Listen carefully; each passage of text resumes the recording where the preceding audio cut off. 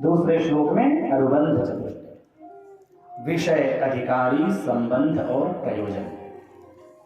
श्रीमद् भागवत में विषय क्या है, श्रीमद् भागवत श्रवण के अधिकारी कौन है, श्रीमद् भागवत श्रवण का प्रयोजन क्या है और श्रीमद् भागवत का संबंध क्या है। ये चारों बातें इस दूसरे श्लोक में व्यक्त किया गया है। सबसे पहले व्यास जी कहते हैं, अत्र श्रीमद् भागवते प्रोज्झित कैतवः परमो धर्मः निरूप्यते। श्रीमद् भागवत में निष्कपट परम धर्म का निरूपण किया गया। परम धर्म, परम धर्म किसे कहेंगे, इसकी चर्चा आप बीच बीच में विस्तार पूर्वक श्रवण करते जाएं। कहते हैं परम धर्म का निरूपण अत्रैव निरूप्यते नान्यत्र। कहते हैं श्रीमद् भागवत में ही परम धर्म का निरूपण किया गया है, न अन्यत्र, और कहीं नहीं किया गया। श्रीमद् भागवत में परम धर्म का जिस विधि से वर्णन प्राप्त होता है वह आपको और कहीं सुनने में नहीं मिलेगा। अत्र शब्द का प्रयोग किया। फिर कहते हैं उसका पात्र कौन है, अधिकारी। मैंने कहा अधिकारी, विषय, संबंध, प्रयोजन। तो अधिकारी कौन है, तो कहते हैं निर्मत्सराणाम सताम, जो निर्मत्सर है। मत्सर यानी मत्तः अग्रे सरति, मुझसे आगे बढ़ रहा है। द्वेष की भावना, जलन की भावना, ईर्ष्या की भावना। तो निर्मत्सराणाम सताम, जो निर्मत्सर हो गए हैं, सामने वाला कितना बड़ा है, कितना उसके पास खेत है, कितना धन है, कितना उसका बड़ा घर है, कितना बड़ा व्यापार है, इन सब माया को जिसने जीत लिया हो वो निर्मत्सर। निर्मत्सराणाम सदा, क्योंकि ये मत्सर का भाव हमें जीने नहीं है।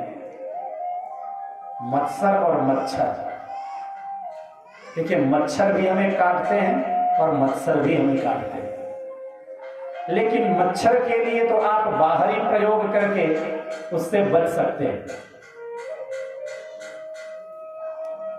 मच्छर अगरबत्ती जला दे, उससे भी ना संभले तो मच्छरदानी ओढ़कर सो जाए, तो मच्छर से बच सकते हैं, क्योंकि ये बाहर से काटता है। लेकिन मत्सर हमारे हृदय में है, काम, क्रोध, लोभ, मोह, मद, मत्सर, ये सब हमारे अंदर है। तो अंदर के शत्रुओं को हम कैसे विजय प्राप्त करें। इसलिए निर्मत्सराणाम सताम, जो निर्मत्सर है वही भागवत सुनने के अधिकारी हैं। इसका मतलब द्वेष भावना का सर्वथा त्याग करें, क्योंकि कंचन तजना सहज है, सहज त्रिया का नेह, और मान बड़ाई ईर्ष्या दुर्लभ तजना ये। मान बड़ाई ईर्ष्या, इन सब का त्याग करना बड़ा कठिन है। आगे कहते हैं वेद्यम वास्तवम अत्र वस्तु शिवदम तापत्रयोन्मूलनम। पुनः अत्र का प्रयोग, 3 बार अत्र शब्द का प्रयोग करते हैं। यहां एक ही बार से काम चल सकता है, 3 बार क्यों किया, तो कहते हैं वेद्यम वास्तवम अत्र, अत्र वास्तवम वस्तु वेद्यम। इस श्रीमद् भागवत में वास्तव वस्तु का बोध कराया गया है। वास्तव वस्तु अर्थात सत्य, सनातन, जो वास्तव है। सत्य ही तो वास्तव है। जो आज है कल नहीं रहेगा वो वास्तव थोड़ी है। जो कल भी था, आज भी है और आने वाले कल में भी रहेगा वो वास्तव है, अर्थात सत्य, सनातन। फिर कहते हैं तापत्रयोन्मूलनम, तीनों प्रकार के तापों का उन्मूलन। और किंबा परैरीश्वरः, कहते हैं श्रीमद् भागवत से श्रेष्ठ और कोई हो सकता है क्या। और किंबा परैहि, दूसरा ये भी अर्थ है, श्रीमद् भागवत के अलावा और कौन है जिसका हम शरण ग्रहण करें। भगवान के दिव्य आनंद की अनुभूति सद्यो हृदय वरुध्यतेत्र कृतिभिः शुश्रूषभिस्तत्क्षणात्।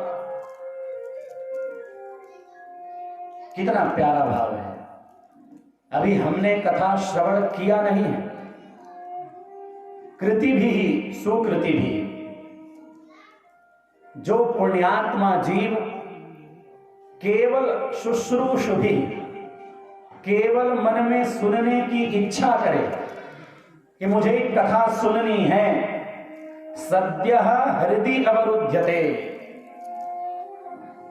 कहते हैं उसी क्षण भगवान हरि उनके हृदय में विराजमान हो जाते हैं।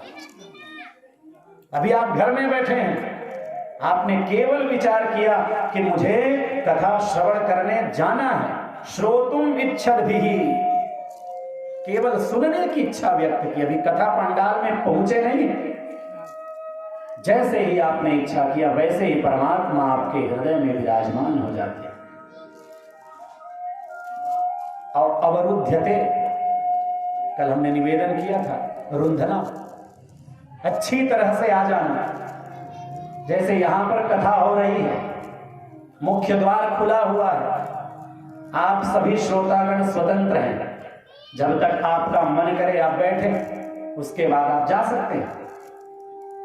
ये तो हुआ साधारण व्यवस्था, लेकिन ये शर्त रख दिया जाए कि जब तक कथा चलेगी तब तक आप बाहर नहीं जा सकते, बाहर दरवाजा में ताला लगा दिया जाए, तो फिर जब तक कथा रहेगी तब तक आपको बैठना ही पड़ेगा।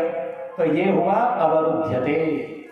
अवरुध्यते का अर्थ है अवरोधन कर देना, आ तो गए अब जा नहीं सकते। तो सुनने की इच्छा से ही परमात्मा हमारे हृदय में विराजमान हो जाते हैं।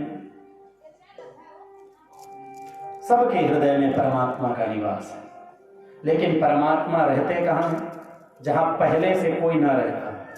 और केवल परमात्मा की ही बात नहीं है, आप भी वहां रहते हैं जहां पहले से कोई ना हो। तो पहले से ही हम काम, क्रोध, लोभ, मद, मोह, मत्सर को अपने हृदय में बिठाए रहेंगे तो फिर परमात्मा कैसे आएंगे? इसलिए पहले कह दिया निर्मत्सराणाम सताम, निर्मत्सर लोगों के हृदय में भगवान विराजमान होते हैं। इस तरह दूसरे श्लोक का अर्थ लगाया। दूसरे श्लोक के अर्थ